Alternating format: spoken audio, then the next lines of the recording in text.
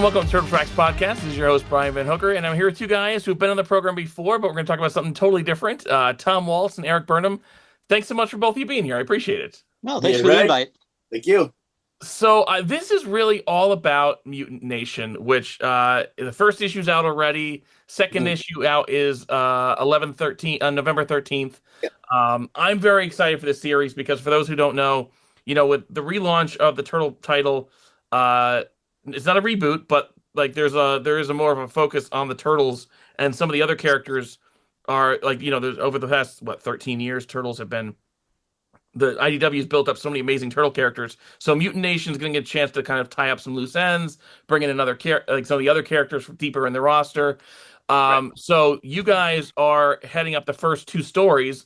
Tom, you're in the front part of the book, and Erik, yours the backup stories. But I guess my first question is, where did the idea for Mutant Nation come from? Because I'm way excited about it.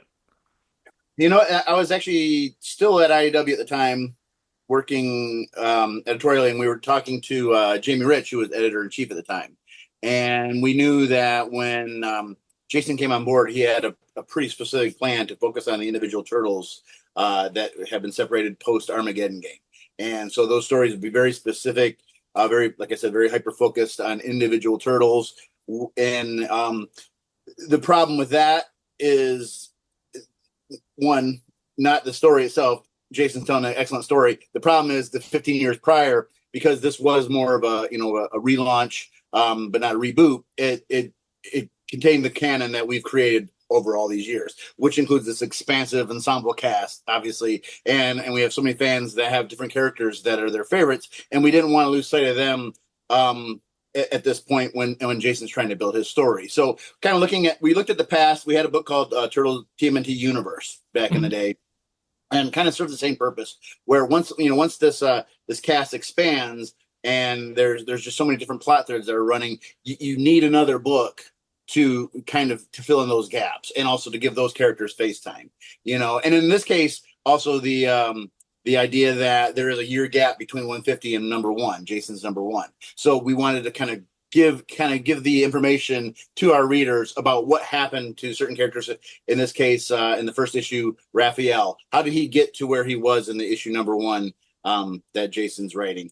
And then as far as Erik's backup story, Mateus Sanluco, what was going on with Casey Jones post Erik?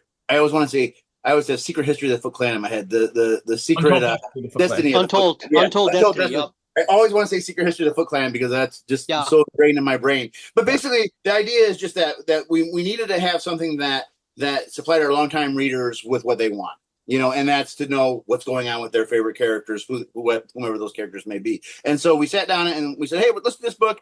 And there was no title. The funny thing, there was really no title at that point. We were actually looking at calling it Mutant Town.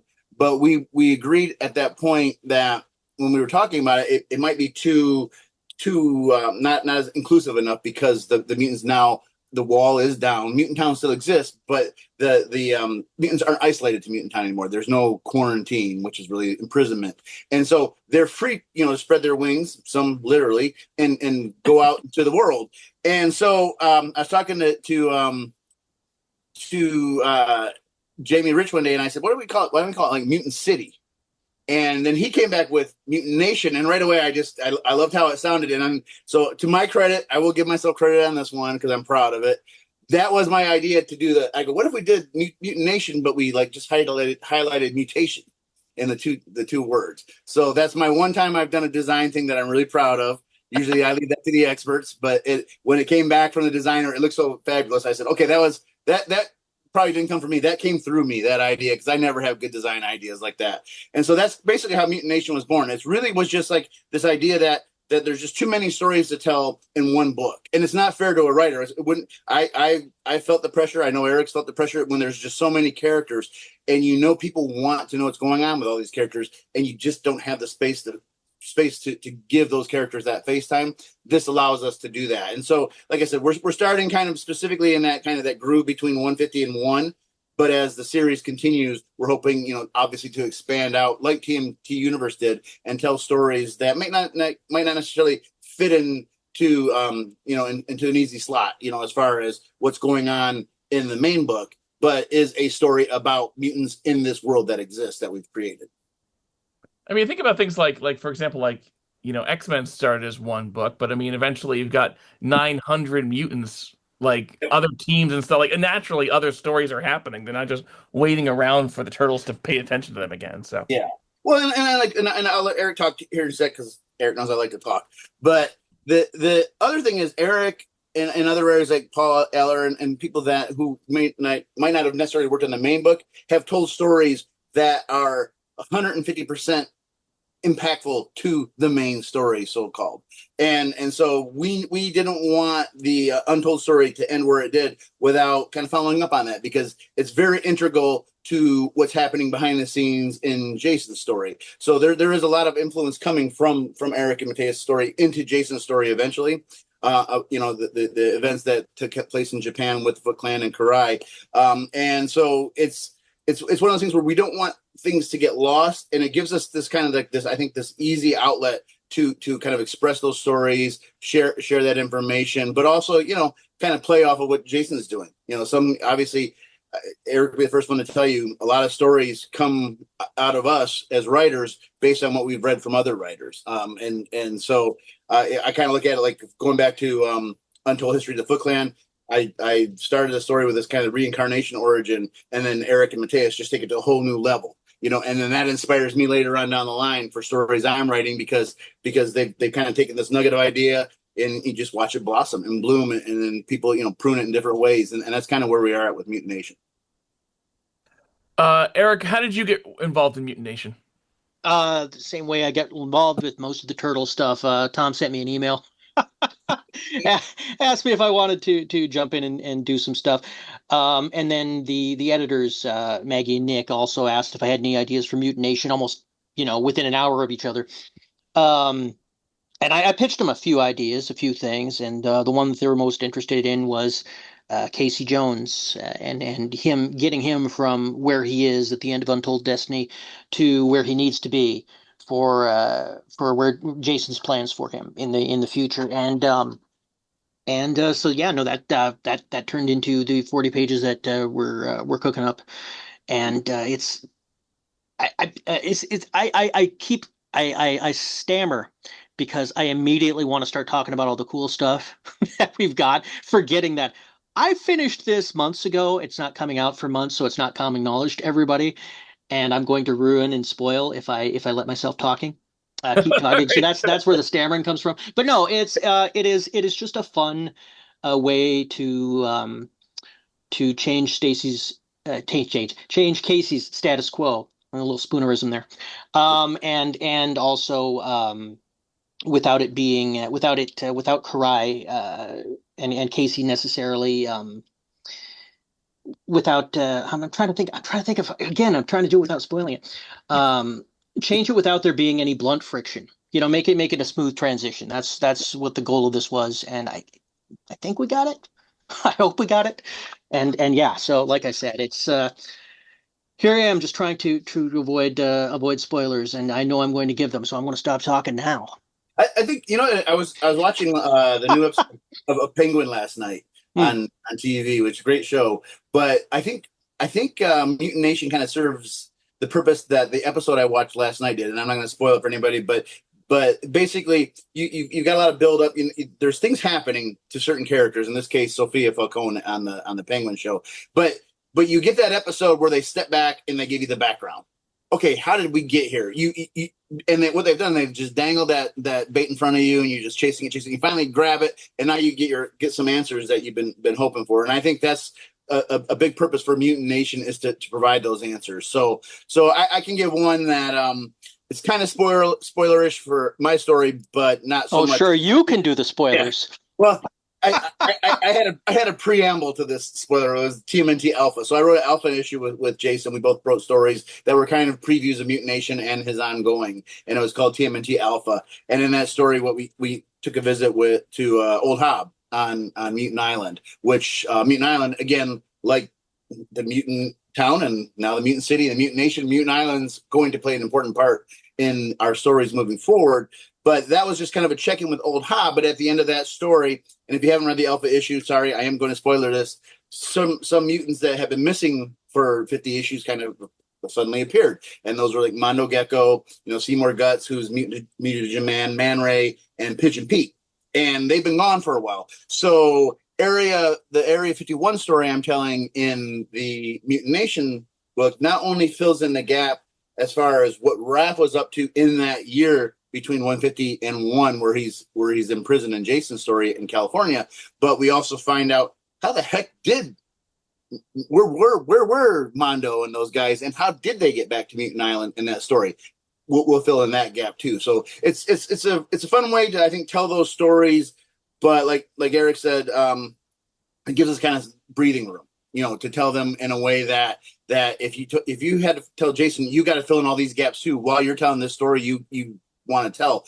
It's gonna just feel, I think, kind of this staccato storytelling. That's what ends up happening, because you got to bounce around real fast and fill in all these plot lines, where I think that gives Erik and I and the other creators at Mutant Nation that room to breathe with the stories we wanted to tell based on the past Turtles prior to Jason's run, and that gives Jason that breathing room that he deserves and should have to tell his new story. And again, I think Jason's back to basics idea was a really good one at this point, ironically, because we built such this massive, expansive ensemble cast. Yeah. And what happens? Sometimes the Turtles get lost in the Turtles book because there are just so many other characters. So it's kind of like getting our cake and eating it too, I guess, in some ways. And for me, and I'm sure I can speak for Erik on this, I love our ongoing series. I have loved it from the beginning. I have never had that urge to not be part of it. I've always actually loved being part of it whenever, even after my run was done, whenever I'm invited back, I love to be there. So for me, this is just, in a selfish way, my way of being able to kind of stay in the mix, even after all these years. I just before we switch topics, the example of the Penguin is such a good one. This show, it's going to be 8 episodes. That's 8 hours. It is a fantastic organized crime story. It's really interesting. It delves into characters that are going to get 30 seconds of screen time in a Batman movie. Yeah, and it gives you a lot of stuff, and it brings more interesting flavors to the story. And again, none of this stuff, if all of this stuff was in a Batman movie, you'd get 10 minutes interspersed through 2 hours to tell all this stuff, and it just wouldn't be as satisfying. And the Mutant Nation anthology serves exactly that kind of purpose. If the Casey story that I'm telling, if the Raph story that Tom is telling were to be subplots in Jason's book, it'd get a page every issue at best, maybe a couple of panels, and you wouldn't get the same amount of flavor, same concentration. So I love these kind of books for that vibe alone, and these kind of projects. And being behind the scenes when Jason was first being talked about coming on board, and I saw his early proposals, one of my favorite things about him coming on board, one, I'm a big fan of his work, but he had this outline for about a year's worth of stories, and so he fit right in with this long view, that he was already taking a long view of what he was planning on doing. It wasn't, hey, here's the first arc, then we'll figure it out after that. And so the long view is what Turtles at IDW has always been about in our ongoing series. We're 100 and some issues in now, 152 officially, I think, on the shelf, plus all the ancillary titles. And it's always been this method of plotting ahead, basically saying, here's an end goal. Here's some steps we want to take to get there. Obviously, these things are organic and they change as we move along. Sometimes characters make decisions for you. Sometimes other writers will do something and you go like, oh, I want to incorporate that somehow, but never losing sight of a specific end goal. So we had a lot of those, during the initial run, which were things like, Splinter taking over the Foot Clan and Splinter's death. All these things that were kind of these big, I call pinnacle moments in our ongoing run, were things that we had said that is our goal and that is the issue to get to that goal. So we, and usually like what they call milestone issues, for whatever reason, we pick certain numbers that are important, like 50 and 100. Sure. And it's kind of an arbitrary thing that humans do, but we do that. And so, but for somebody who's writing these kind of long stories, it is nice to kind of have that goalpost. You can kind of see it, but we refuse to move certain goalposts. Some would move, and that's just part of the process. But there were certain things that said we're going to get to this one way or another, come hell or high water. At this issue, this will happen, and this will happen. And when Jason came in, I saw he had some specific goals for his run, and I said he fits right in with what we're doing, and was very open to the idea that we would have this sister series. And and Jason's worked at the big two, like you said. There's a million X-Men books, there's a million Batman books going on at the same time. Superman. So there's always other stories going on. But Jason's been a fantastic collaborator in the sense where he's saying, like, this is the story I want to tell, and let's all work together to make sure it all makes cohesive sense. But as long as it's not derailing his plan, which is a good plan, then hey, everybody have fun, and that's what we're doing. We're having fun. Tom, what is that plan in detail? No. Why did you so you started with Raph? Why start with Raph as the turtle to focus on? Is it because he's introduced in the first issue of Aaron's, or is it because that's the most compelling story to start with? Or honestly, that just kind of came about by accident in a way. So what had happened was I actually had pitched a story that I called it like the double creature feature, and it was this idea that I was going to tell the Alpha story and the Area 51 story in a special one shot that was the two stories together, so the creature feature being, Spider Lindsay on Mutant Island, and the second horror story would be, this ambush at Area 51 that Raph's going through. But when we started kind of developing the publishing plan, there was no Alpha book at that point. And then when they decided to do the Alpha issue, I talked to IDW and I talked to Nickelodeon, Paramount, and said, well, I can make these two separate stories and we can just tell this Mutant Island story in the Alpha issue. I can fit it in there. No problem. And they said, yeah, this would be great. We haven't seen Old Hob in a while. Old Hob's very popular. I love Old Hob. But also, this idea that issue specifically dealt with everything that was kind of off the screen at that moment, meaning we hadn't seen Old Hob in a little bit. We really hadn't seen what's going on with Lindsay. Then obviously, the surprise at the end with the Mutanimals returning. And I had some stuff I wanted to. I brought some characters in, years ago called Darkwater, which is kind of this kind of mercenary group that has been recruited by the New York police, specifically Mutant Town Police and Detective Kara Lewis, to help her train this new integrated mutant human, police force.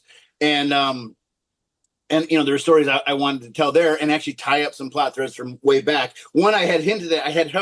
Here's a perfect example of where a plan does not come into fruition. I had planned to kind of tell that story about Colonel Knight dealing with his wife's PTSD from the past, from when Old Hob had kidnapped her in Armageddon Game.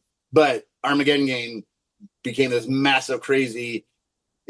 So many things that we had to coordinate, and the logistics were so nuts that like Erik had said about one page or one panel, that's probably all I would have gotten at sure. most in Armageddon Game. This gave me the room to really tell a story that I felt for me was important, and to some fans that was important.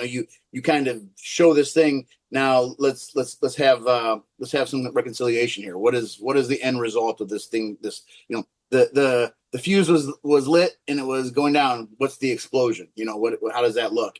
And so that gave us that chance. And so then when we decided to do the Mutant Nation book, obviously I had already kind of plotted out the Area 51 story, and I just added a few more things to it to kind of spread it out for the 4 issues. But it was one of those things where when we thought about it, we said the timing was right to tell a Raphael story because Jason had kind of planted this mysterious seed. How did Raph get there in California? Why is he in jail?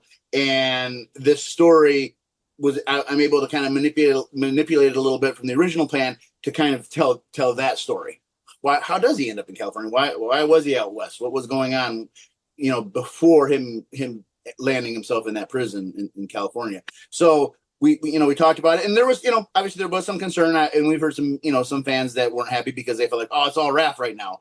Why aren't you telling another story? And I said, and if I had that same concern initially, but then when we really sat down and thought about it, we said, no, this is where this story makes the most sense to tell, because it is kind of like that Penguin thing where we say, okay, you've got a few episodes of the main story. Now let's give you behind the scenes of how we got here. And so that's why we decided to go with the Raphael story. So long story short, it was already plotted, ready to go. And it just so happens it worked well with what Jason was doing in the main book. And I would include Erik and Mateus' story in that too. It was just perfect timing for what Jason has planned to continue that kind of feeding that information to the readers. Yeah, I mean, it's not like you guys are going to forget about Mikey, right? It's like that's not happening. Who? Yeah. Oh wait, and moving forward, there is talk about how we want to approach Mutant Nation, moving forward, which would be a concerted effort to show stories you're not going to see and characters you're not going to see in the main book. But like Erik said, I think it's cool.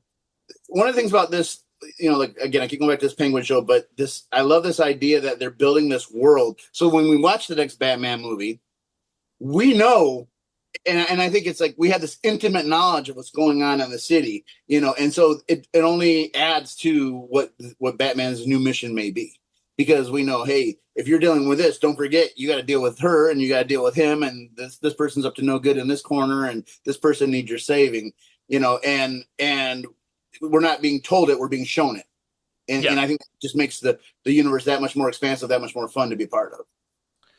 So the first two stories are for Casey and Raph tell the 1 year gap, like what happens in their year, right? So is the plan to do similar things with Donnie and Leo and Mikey, or maybe they'll be handled differently, or no specific plan that I know of now, and I'm not saying that's off the board. I do think that when it comes to those characters and what I read and what Jason's doing, he gives you a lot of that information. Sure. So I think the Raph one was more of the shocker, just him being sitting in that prison. Because the Mikey story, I think, is a little more accessible. We knew Mikey wanted to be famous. He went to Japan, and I think there's a lot of really good backstory that Jason gives in that issue as to how Mikey becomes this celebrity in Japan. Sure. And again, I love that idea because that's Jason using something we created and expanding on it. And what did we create? Somewhere along the line, we decided when we were plotting that only Mikey could speak Japanese. That for some reason he's the only one that remembered from his past life. Oh, right, yeah, of course. Speak sure. Japanese. So it's when I see new readers going, how did he become famous in Japan?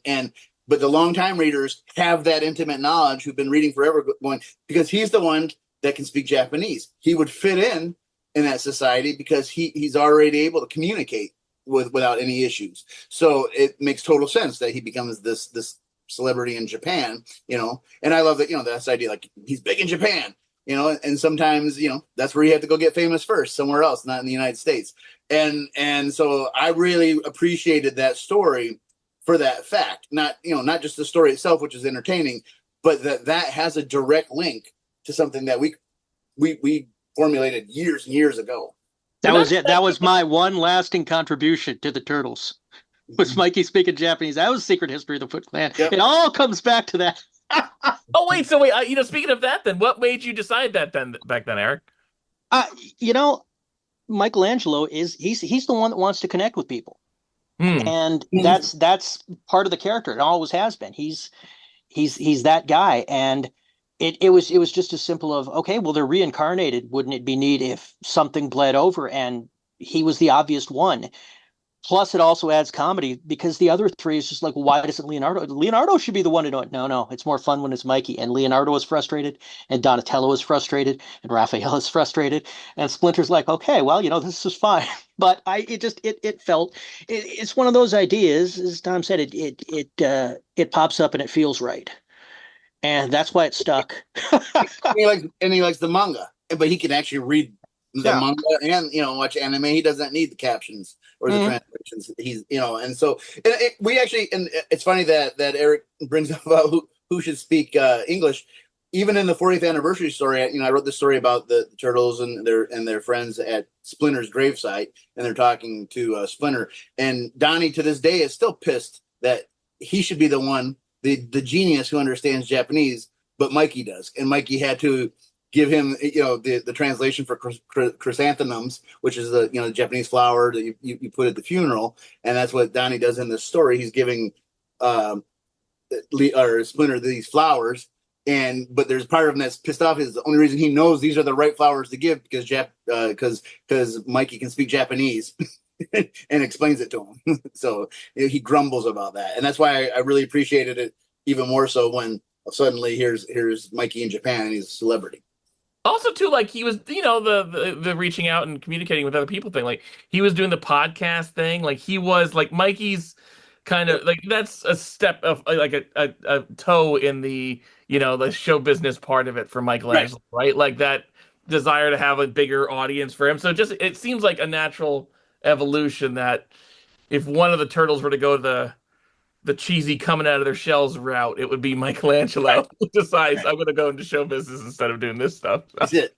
And and I think he looks at it like, and I'm sure Erik sees it this way too. I always feel like Mikey's not one of those guys that, and Jason really shows it well in the series. Fame isn't all it's cracked up to be. Being famous or whatever, but being a celebrity can be a good thing if your message is positive and you're getting it out to a lot of people. And I think that's what I think Mikey just wants to share his joy and love for life with as many people as he can. And that's kind of always been the story with our Mikey.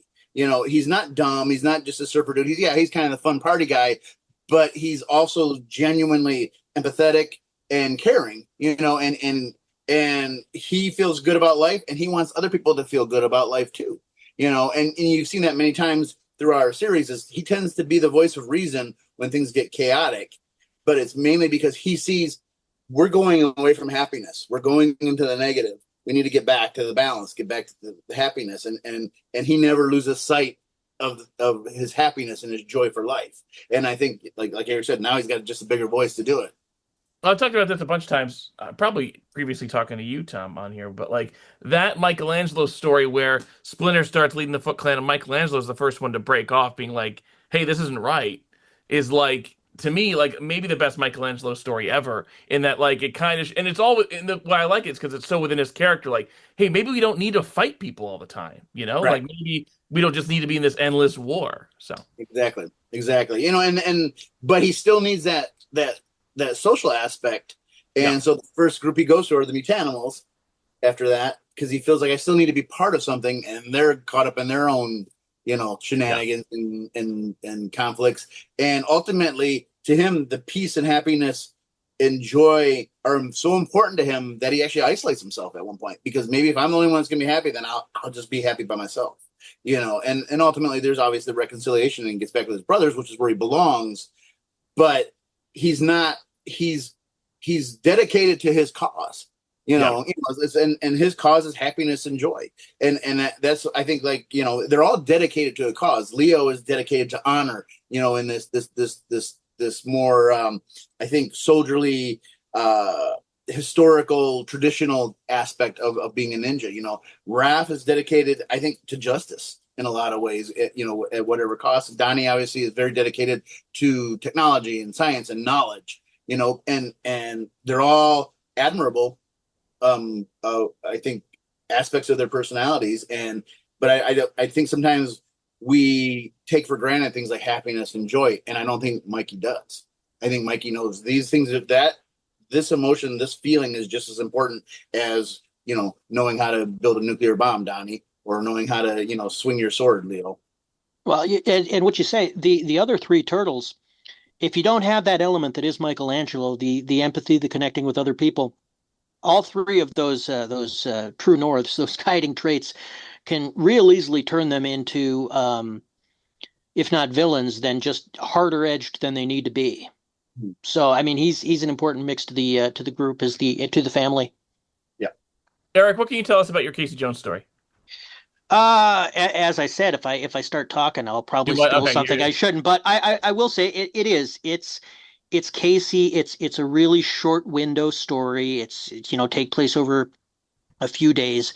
It's coming hot on the heels directly after Untold Destiny of the Foot Clan. What Karai went through there, the status quo that she finds herself in, the the upped magic that she has learned in Untold Destiny. It's changed her. He's noticed. He says, this is part of, what he was talking with April about in the first issue with his out, so I can't spoil that too much. He's noticed that Karai has changed, that the power has changed her, that she's not listening to the advice that she had formerly solicited, and it worries him. He's like, I thought I could do some good here. I thought I could do some good before, and I screwed up. I figured I could, change my tax. I could, help turn the Foot Clan around, and it's not going so well. So what do I do with that? Do I leave? Do I attack? Do I, is Karai an enemy now? I don't know what's going on here. Casey's trying to figure out where his place is. His place ultimately will not be with the Foot Clan, but he's got to find that out. And the part of the story is Karai wouldn't necessarily be the type of person to just let you go with a, thanks for being here. Here's a letter of recommendation. Here's a bonus letter of recommendation. Good luck. We'll see you in the future. If Casey leaves, the best. If Casey leaves, he stands a pretty good chance of being an enemy at some point in the future, just because of who he knows. And so would she let him walk with what he knows about the Foot Clan now? Would she let him take that back to the Turtles, or just on his own, that kind of security breach? So all that stuff is occurring to both Casey and Karai, and it's what level of trust do you have for somebody who could be against you in the future?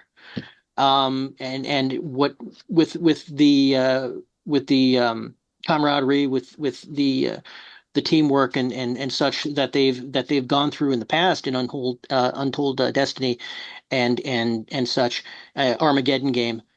How does that factor into it? So I mean, people's relationships evolve, and if you're an enemy and then you become a friend and then you split up, how does you don't necessarily view that person the same as you did when you were just enemies. Mm-hmm. You can't. You've let them see parts of you. You've seen parts of them. So it's just a matter of, as I said before, how to part them without friction, or without making it feel like none of that stuff mattered.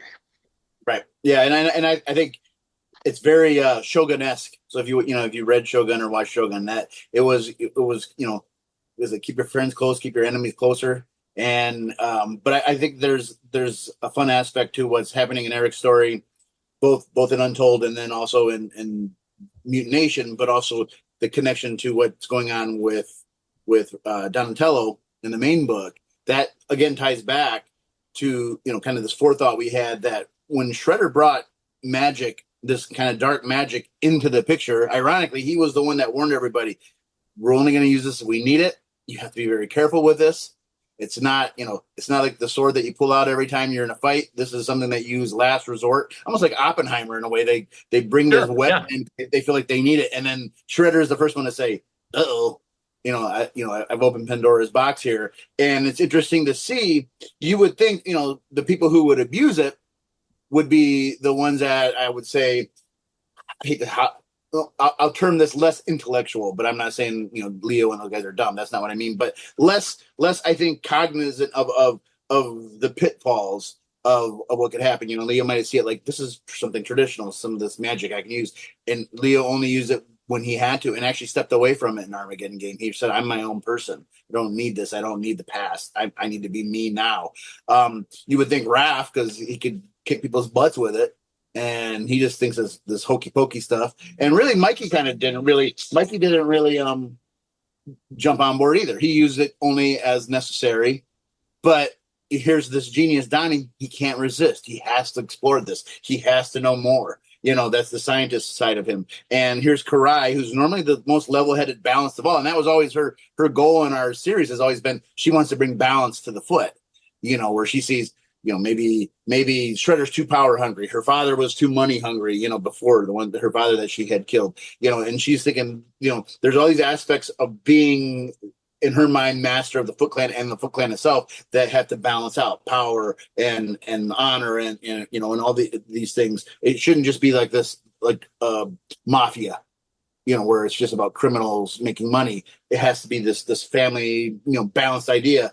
Now, what we've hinted at in Armageddon game was you're playing with fire, and she's playing with fire, and so is Donnie. And so we see these things continue to play out in our series. That makes me happy that this plot thread from back here is not getting lost and it's not getting forgotten. Now, sometimes it takes a lot longer. Obviously, and our fans have seen that. We might have hinted at something in 30. We're just getting into an Armageddon game, maybe, Sure. for example. But we never forget. We never forget what we've written, and I think we have a unique situation where we, for the most part, maintain the same creative teams. Yeah. All these years, and in a funny way, I mean, we got new Bobby Curnow, who was the original editor. He's coming back as editor in chief at IDW now, which is fantastic. And then I've been working with Andy Corey, who's the new Turtles editor, and we're in very good hands. My favorite thing that I heard from Andy was when he knew the job was available, he did like a deep dive and has read everything we've written. He's done the research, and that makes a big difference. It makes a big difference when you're working with somebody who you can say, "Oh, remember," and they do remember. Yeah. Versus, and like Erik said, it's funny because we're always months ahead of what's on the shelves. So we know it's coming, so when people are getting excited or surprised by something, that was something that we had worked on months before.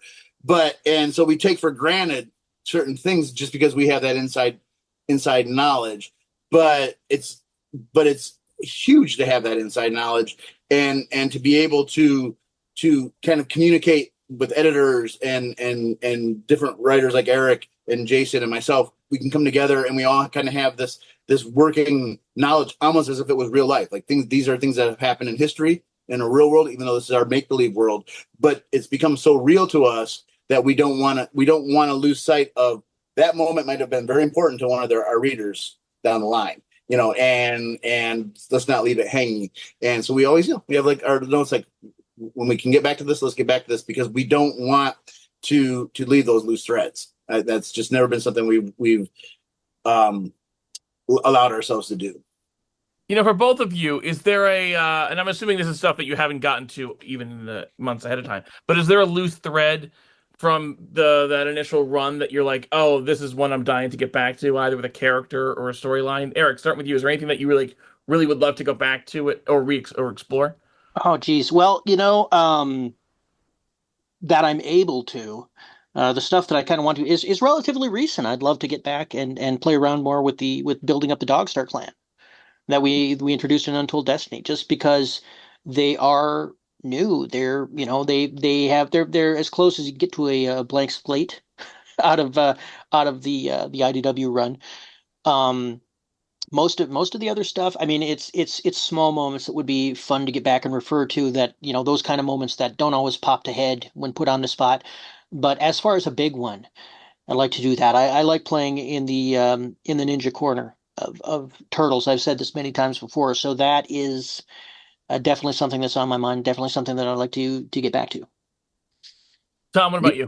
Me? Oh, I know exactly what I want. It's fairly recent too. We've kind of been setting up for years, but we really kind of pushed it in toward the ends of Armageddon game. Is this idea that there is a war that is brewing in Dimension X and Dimension Z between Chancellor Mazul and the Neutrinos, because the Neutrinos took a direct involvement in the Armageddon game, which was seen as a treaty breaker.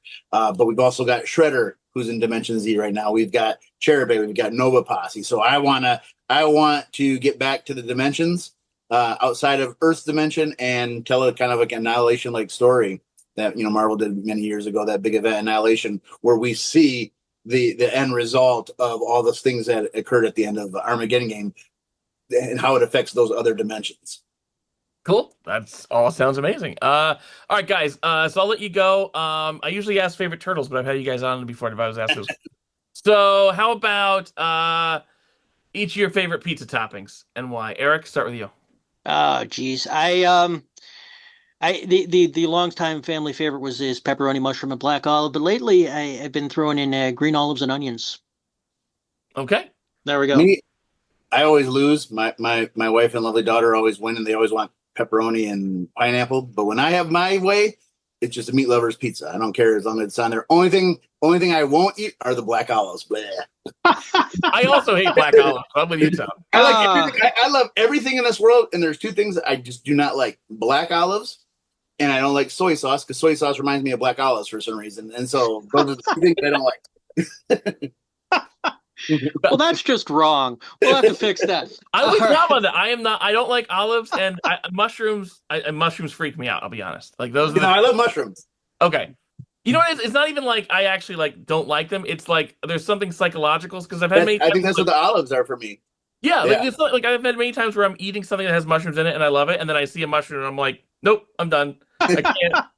And it's the stupidest thing. Like there's a texture thing with the olives that just I'm like. Ugh. Well, you can't. But I love texture. green olives. I love green olives. I eat those It's all just day. black olives. But Oh just wow, the black olives. I just this don't is like very how the specific. taste, and soy sauce reminds me of them for some reason. I don't know why. Maybe that's psychological. Guys, But I'll drink Jägermeister. So I mean that doesn't scare me away. And looks like they all all right, kind of look the same. Mutant Nation #1 is already on sale. Everybody check it out. It's great work by you two, but also Matteo Santaluco and Vincenzo Federici. Awesome artwork. Oh, yeah. That's another thing worth mentioning. I think also is Mutant Nation allows us to bring in those artists that we love so much and let them continue to work on cool projects. And I think that's important. It's funny, and in modern comics, the writers get a lot of the credit. None of this happens without artists, inkers, colorists, letterers, and so it keeps people working. And I think that's very important to mention that it's something that we think about. I'm obviously freelance now, but even when I worked at IDW, we are always very aware that there's creators out there looking for work. And it's it's a dog eat dog world. It's nice to be able to have another title where we can provide that type of employment really for these fantastic artists and Mateus, Vincenzo, and so many others that have worked with us for over the years. Absolutely. Issue #2 is on sale November 13th. Check it out. And so for those people who've been following the Turtles book for the past decade plus, this is a really awesome way that's rewarding for us to kind of get the extra stories that there is not room for in one book, frankly. There's too much going on. There's too many great characters. So that's easy. We should ask you. That was the best way to answer it. I go the long way to get to what you just said. You're exactly right. That's exactly what it is. It's just a fun way to tell stories that we can't tell in the main book. And it's fun for us, and it's going to be fun for the readers. Awesome. Right. Thanks, guys. Pleasure to talk to you as always. Take it easy. Thank you. Yeah. Take care.